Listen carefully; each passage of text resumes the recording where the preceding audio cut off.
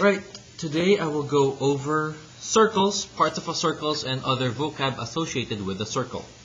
So I have my vocabulary listed here. What I will be doing is I'll read the vocab, draw the corresponding picture, and the matching term. So here we go.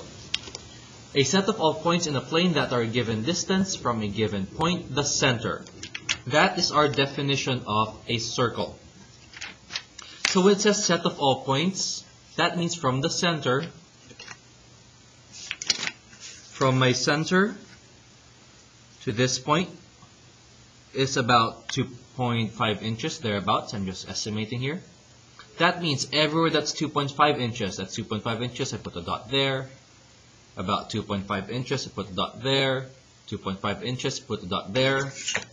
Everywhere that's 2.5 inches around that circle, I put all of those points until it fills all of those up and it makes your complete circle. So that's how we define a circle in geometry.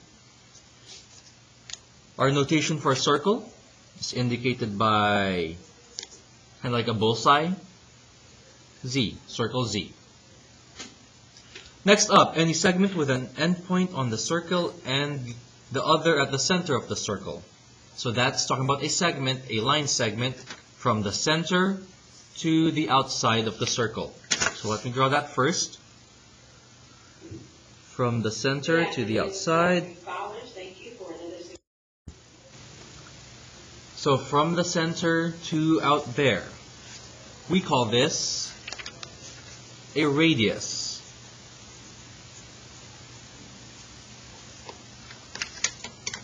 So in this picture, my example is radius ZR.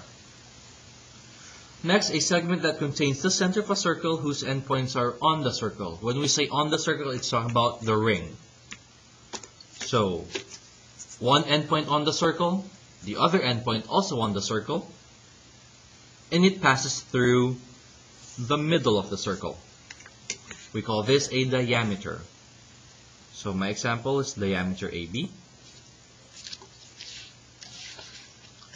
This is my diameter. Next, the ratio of the circumference of any circle to its diameter. This is pi.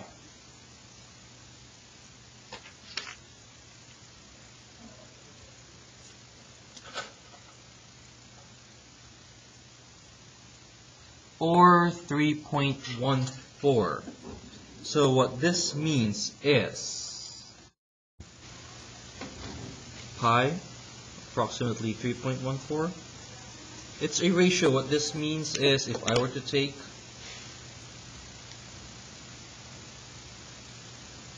this diameter and make it wrap around the circle, I'll start here. It goes around about 1 right there.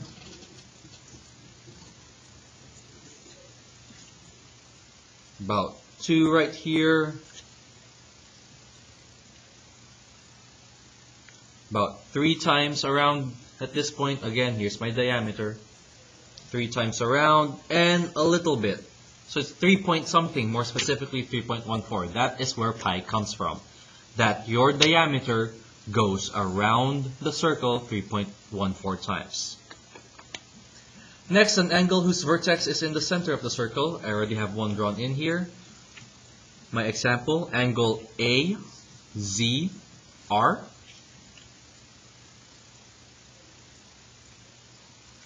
We call this the central angle.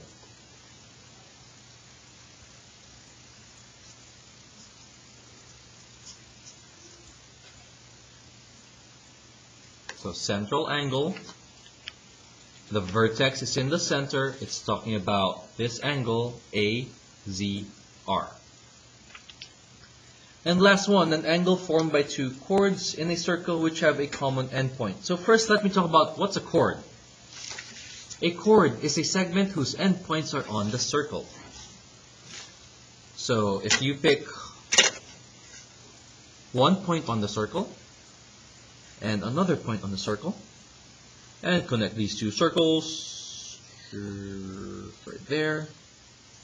there's my chord AT. So as long as the two endpoints are on the circle, that's a chord.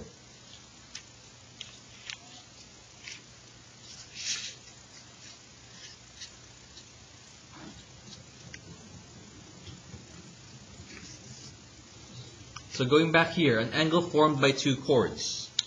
Here's one chord, here's the other chord. So I'm talking about angle. Whoops, not T. Let me erase that. Sorry. Angle TAR. TAR is talking about this angle.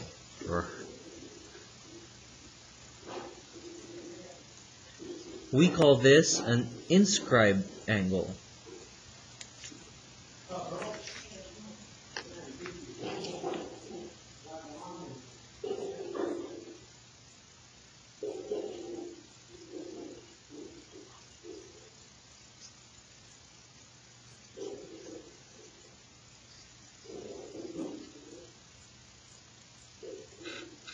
Okay.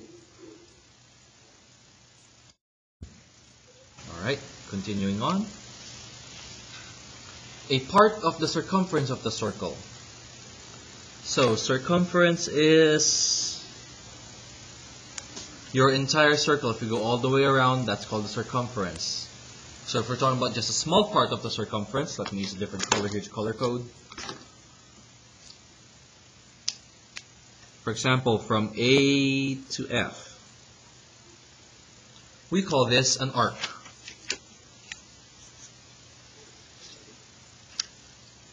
So there's my arc. And the way we denote that is AF with a curve on top, arc AF. Next, half a circle would be if I cover up half. Half your circle means that's where the diameter goes through. We call this a semicircle. A semicircle, for example here, would be arc AB. So, just as an aside, a full circle going all the way around is 360 degrees. So if you go around and stop halfway, 360 divided by 2 is actually 180 degrees, which is what half a circle is. Next, an arc smaller than a semicircle. So let's go back to AF. I can go from A to F this way, or A to F all the way around the long way. That's also AF. So the way we distinguish the two is whether we are talking about the minor arc or the major arc.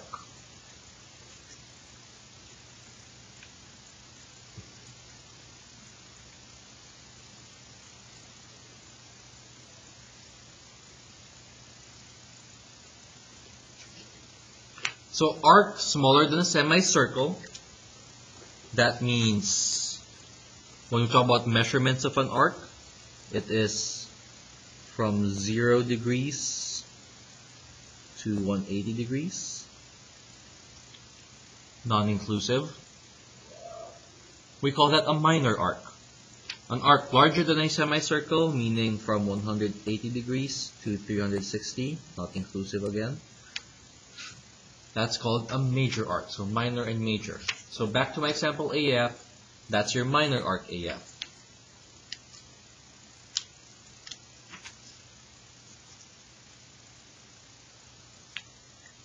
If we want to talk about the major arc AF, then we're talking about from A, going around to T, around to B, around to R, around to F. We start at A, we stop at F, so pick one point in the middle. For example, I'll pick B. A, B, F. We use 3 letters to denote major arcs. So let me draw that on my picture. From A,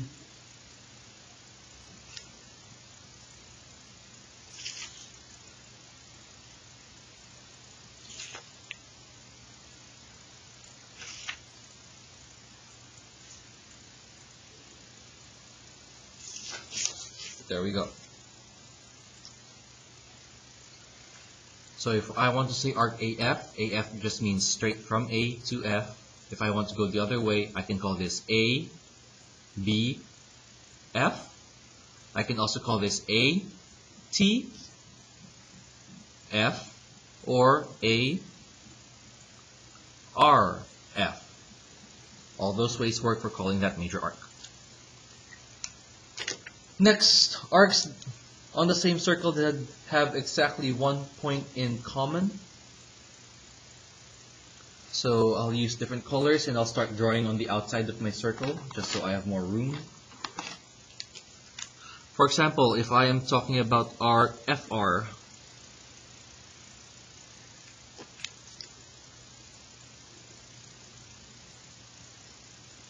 and another arc with one common point, meaning they both share just F or both share just R.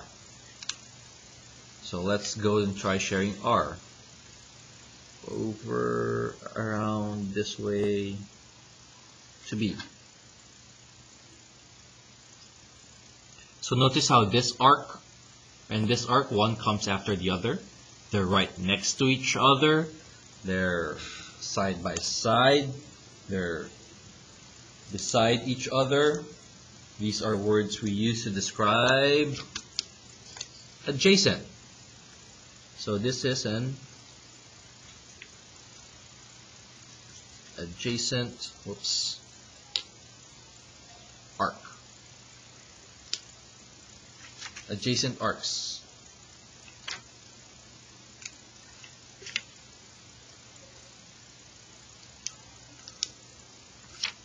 And last up, arcs form when segments intersect parts of a circle. We call this intercepted arc.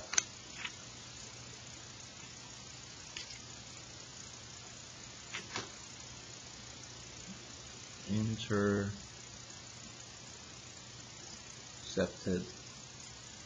arc.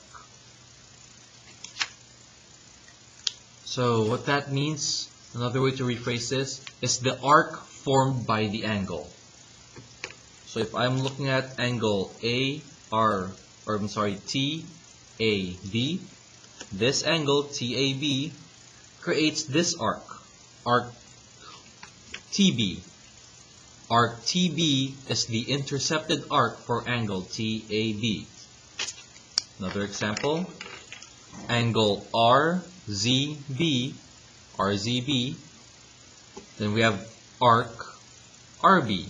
So angle RZB and angle RB is the intercepted arc for this angle.